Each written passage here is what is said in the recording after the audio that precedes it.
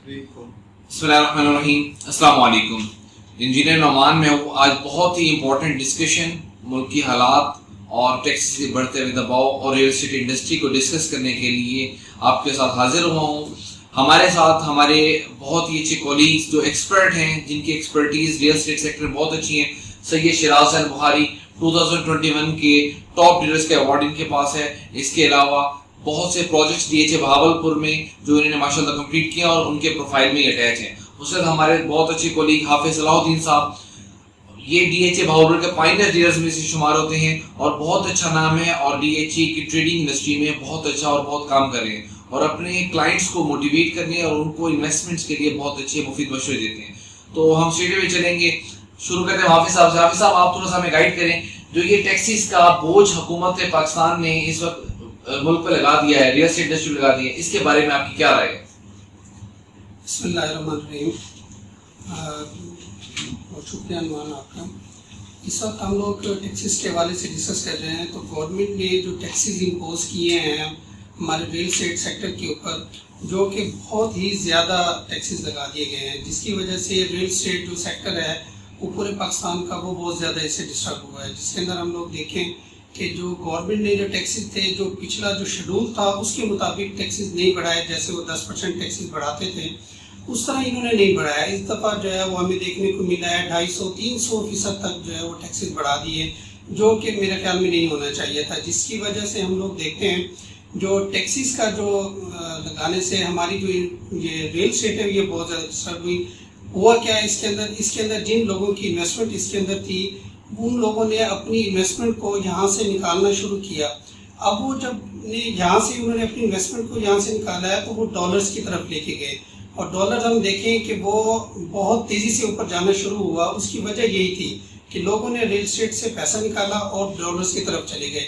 अब इसका नुकसान क्या हुआ? इसका नुकसान एक तो बहुत बड़ा रियल एस्टेट इंडस्ट्री को हुआ और उसके बाद दूसरा जो नुकसान हुआ हमारी गवर्नमेंट को हुआ कि यहाँ पर टैक्सेस लगने की वजह से जो पैसा यहाँ से निकला डॉलर्स के ऊपर गया, डॉलर जो है वो बड़ी तेजी से ऊपर गया। और सर, मैं यहाँ मासिक साहब की बात कट करूँगा। आपका क्या ख्याल है कि ये जो टैक्सेस का रुझान है, ये टैक्सेस की जो बढ़ोतरी है, क्या इस वजह से लोग रियल एस्टेट इंडस्ट्री से मूव हुए हैं?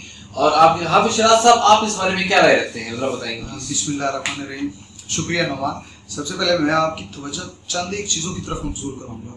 उनमें सबसे पहले तो ये है कि DHA भावलपुर में आज हम बैठे ये प्रोग्राम कर रहे हैं, लेकिन ओवरऑल हम पूरे पाकिस्तान को देख रहे हैं। हम ये देख रहे हैं कि इससे पहले कभी भी पाकिस्तानी गवर्नमेंट ने, किसी भी गवर्नमेंट ने इससे प्रोडक्टिव, यहाँ पे इसे DHA को, रियल एस्टेट को प्रोडक्टिव नहीं समझा।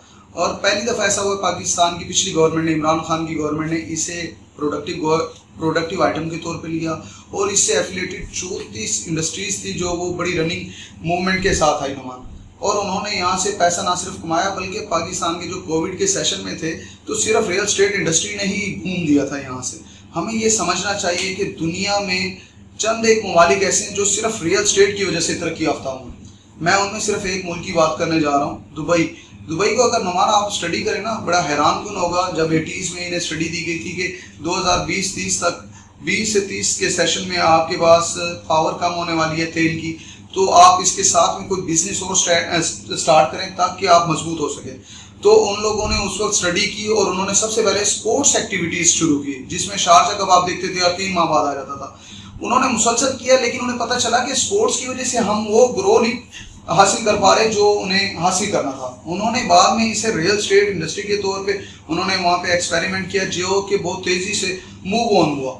और आपने चेक किया होगा कि रियल एस्टेट इस टाइम दुनिया की ऐसी एडवांस बिल्डिंग्स दुबई में मौजूद हैं जो कि पूरी दुनिया देख के दंग है। आप वहाँ पे चेक करें, लोगों ने सोचा कि दरख्त पे मकान होना चाहिए तो उन्होंने फैंसी ट्री के ऊपर वहाँ पे 1 बेड अपार्टमेंट बना दिए। तो वहाँ पे उन्होंने फिर पूरी दुनिया को एंगेज किया कि जो भी बंदा जिस मुल्क में रहता है अगर वो दुबई में आके परचेज करना चाहता है रियल एस्टेट में, परचेज करे। और सेकंड नंबर पे उन्होंने कहा कि अगर वो कहीं से नहीं भी आ सकता परचेज कर ले तो रेंटल पावर उसके घर तक पहुंचती रहेगी। उन्होंने इस तरीके को किया और आज दुबई दुनिया का तरक्की याफ्ता ममालिक में शामिल होता है।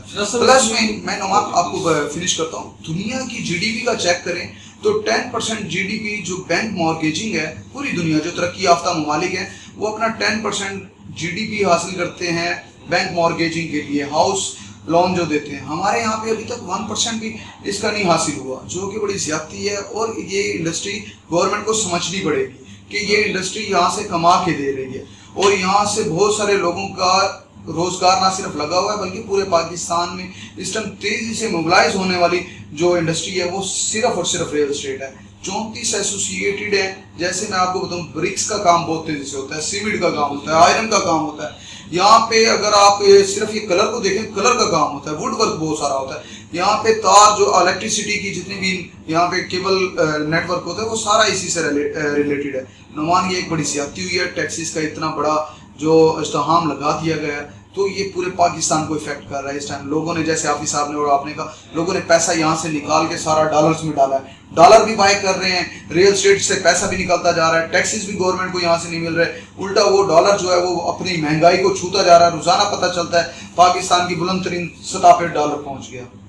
تو آپ کا خیال ہے اس میں شراز صاحب, جو میں آپ کے بات سے پوائنٹ لوں گا کہ گورنمنٹ آف پاکستان نے ریل اسٹیٹ کو ابھی تک کوئی انڈسٹری ڈیفائن نہیں کیا, اس کے کوئی رولز اینڈ ریگولیشن ڈیفائن نہیں کیے. اگر رولز اینڈ ریگولیشن ڈیفائن ہوتے تو ڈیفینیٹلی اس پہ جو ٹیکسز ہیں, جس طرح بلائنڈلی ٹیکسز کا اتنا بڑا انبار لگا دیا گیا ہے, اس کو نہ لگایا جاتا اور اس مارکیٹ کو اسٹڈی کیا جاتا. تو اس کے اکارڈنگلی آپ کیا مشورہ دیں گے؟ حافظ صاحب, میں آپ کو چاہوں گا, آپ کا کیا خیال ہے اس کے بارے میں, آپ کیا سجیشنز دیں گے کہ اس انڈسٹری کو دوبارہ بوم لانے کے لیے, یا اگر اس ریل اسٹیٹ سیکٹر کو ایک انڈسٹری بنانے کے لیے کیا اسٹیپس گورنمنٹ کو لینے چاہیے جس کی وجہ سے یہ ایک پروفیٹیبل آرگنائزیشن بن سکے؟ دیکھیے, اس کے اندر بہت شکریہ محمد, اس کے اندر یہ کہ ہمیں جو ٹیکسز کا جو شیڈول ہے اس کو ایک تو ریوائز ہونا چاہیے. ٹیکسز جو پہلے والے تھے وہ لگنے چاہیے. اس سے یہ ہوگا کہ جو اس سے منسلک جو دوسرے ڈپارٹمنٹ ہیں وہاں سے ہمیں ٹیکسز ملنا شروع ہو جائیں گے, اور ڈیلی بیسس پہ جو ٹیکسز ملتے ہیں اس سے گورنمنٹ کو بہت زیادہ فائدہ ہوتا ہے, اور وہ ٹیکسز جو ہے وہ اب گورنمنٹ کو نہیں مل رہے. اور دوسری بات یہ ہے کہ جو ریل اسٹیٹ سے پیسے نکل کے ڈالرز کی طرف جا رہا ہے, ڈالر جو ہے وہ اوپر جا رہا ہے, اس سے مہنگائی پیدا ہو رہی ہے ملک کے اندر, جو ہے وہ معیشت ہماری پوری ڈسٹرب ہو رہی ہے. تو اس سے یہ ہے کہ وہ ڈالر ہمارا نیچے آئے گا.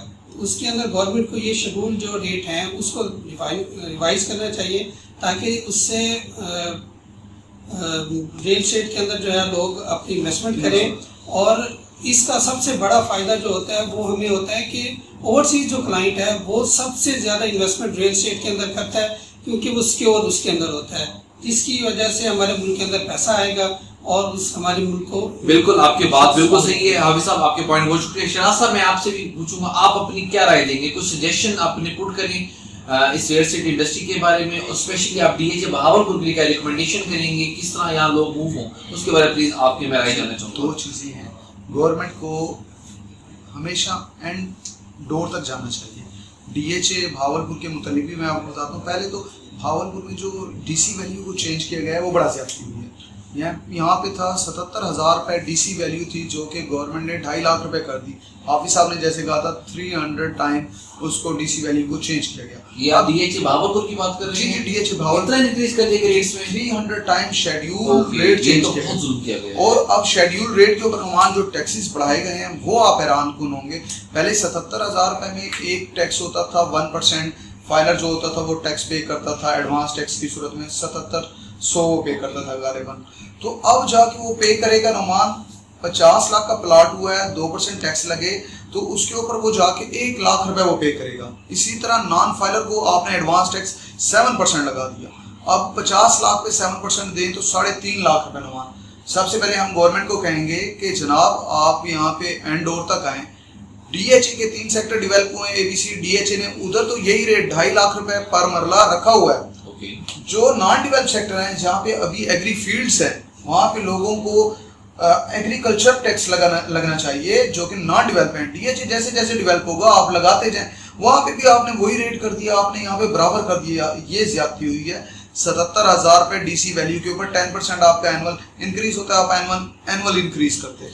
تو وہ آپ کی انکریز کے بعد ایک تو یہ, دوسرا میں ڈی ایچ اے سے ریکویسٹ کروں گا, ڈی ایچ اے موجودہ حالات کو دیکھتے ہوئے میں 3 چیزوں کی ریکویسٹ کروں گا ڈی ایچ اے سے, کہ ڈی ایچ اے سب سے پہلے تو اپنا یہاں پہ لوگوں کو اپنی جو ممبرشپ فیس لیتا ہے, اپنی ٹرانسفر فیس لیتا ہے, وہ 50% ویو آف کرے. لوگوں کو ٹائم پیریڈ بے شک دے دے 1 سال کے لیے, تاکہ لوگ یہاں پہ انٹرسٹ لیں. سیکنڈ نمبر پہ ایسے دوست جن کا ایک یا ایک سے زائد پلاٹ یہاں پہ ہیں یا لینا چاہتے ہیں مسلسل, تو ان کو ون ٹائم ممبرشپ ہونی چاہیے, وہاں پہ مسلسل ہر پلاٹ کے ساتھ ممبرشپ نہیں ہونی چاہیے. تیسرا میں چاہوں گا کہ ڈی ایچ اے بھاولپور موجودہ حالات میں یہاں پہ لوگوں کو موبلائز کرنے کے لیے, یہاں پہ لوگوں کو بلانے کے لیے, یہاں پہ جو آپ نے یاد ہوگا نعمان سرچارج ویو آتی رہی ہیں, تو open surcharge view of policy آنی چاہیے, اوپنلی ہو, اخبار میں اسے ایڈورٹیز کیا جائے تاکہ وہ لوگ جو ڈالر لینا چاہتے ہیں انہیں پتہ چلے یار میں نے تو ٹیکس بھرنا نہیں ہے 5, 6, 10 لاکھ روپے, وہ ڈی ایچ اے میں آ کے ڈالیں گے تو اس سے ڈی ایچ اے بھی یہ بوم پکڑے گا, پلس میں گورنمنٹ کو بھی فائدہ ہوگا کہ ڈالر پرچیزر نیا مارکیٹ میں آئے گا. میں آپ کی بات سے, آپ دونوں ہمارے جو کولیگز ہیں آپ کا بہت شکریہ, آپ نے اپنی قیمتی رائے دی, ہمارے آڈینس کو بھی قیمتی رائے دی, ہمارے ویورز کو کہ ان کو سمجھنا پڑے گا کہ ہم نے انویسٹمنٹ کس طرح کرنی ہے, ہم نے ملک کی بہتری کے لیے کس طرح کام کرنا ہے. اور جو آپ نے بات کی آپ دونوں صاحبان نے کہ اس ریئل اسٹیٹ سیکٹر کو ایک انڈسٹری ڈیفائن کیا جانا چاہیے, اس میں اس کے ٹیکسز شیڈولز کے بارے میں دیکھنا چاہیے, اور اسپیشلی آپ نے جو مشورہ دیا ڈی ایچ اے بھاولپور کے اکارڈنگلی کہ ممبرشپ کرنی چاہیے ون ٹائم, اس کے علاوہ جو سرچارج لیول پالیسی ہیں, کیونکہ یہ مارکیٹ بوسٹ تب ہوگی جب یہاں پہ ہمارے کلائنٹ کا انٹرسٹ ہوگا. اور جیسے آپ نے کہا کہ اے بی اور سی جو اس ٹائم ڈیولپ سیکٹر ہیں وہاں پہ گھر بن رہے ہیں, اور وہاں پہ تو آپ وہ لگائے, لیکن جو ایگری ایریاز ہیں جہاں پہ ڈیولپر نہیں وہاں پہ ٹیکسز ہمیں دیکھنے پڑیں گے. تو اس کے ساتھ ہی ہم ان سجیشن کے ساتھ انشاءاللہ ہم آپ سے رخصت چاہتے ہیں, اور ہم امید کرتے ہیں کہ انشاءاللہ نیکسٹ ٹائم ایک اور اچھے ٹاپک کے ساتھ, ایک اور اچھی ڈسکشن کے ساتھ آپ کے ساتھ حاضر ہوں گے, اور گائے بگائے آپ کو آگاہ کرتے رہیں گے کس طرح آپ لوگ انویسٹمنٹ کر سکتے ہیں, کس طرح آپ لوگ ریئل اسٹیٹ انڈسٹری میں رہتے ہوئے اپنے آپ کو فائدہ پہنچا سکتے ہیں. السلام علیکم.